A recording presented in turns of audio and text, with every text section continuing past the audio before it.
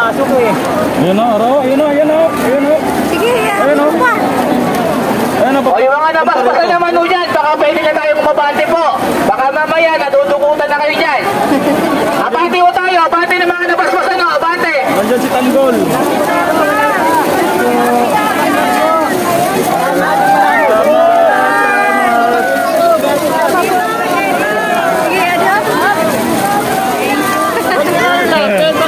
Huwag niyo po ilapis na nababasbas ho, baka makatuso kayo dyan. Diretso lang papasok, diretso lang. Huwag niyo po ulit, huwag niyo ipo dyan. Tanggol. Ayan. Ito na, papasok na. Lalayan na lang, lalayan. Init. Wala pa ba?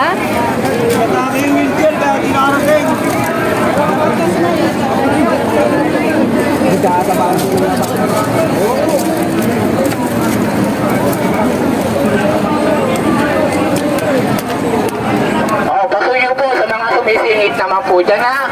Pwede po tayo magsakripisyo po din po. Nakakaya naman sa inyo po. 3 taon nyo na siguro ginagawa sa pagsisingit to. Simula pandemic pa yata yan. Kahit ko sa inyo, nagtsatsaga sila. Nagsasakripisyo po pumila.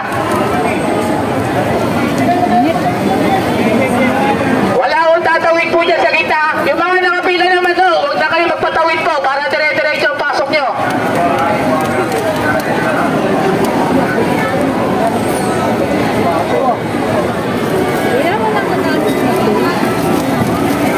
Oh, mag-ingat po sa mga mandurukot po ha. Mag-ingat po. Bag, cellphone, mga nito. Ingatan ninyo.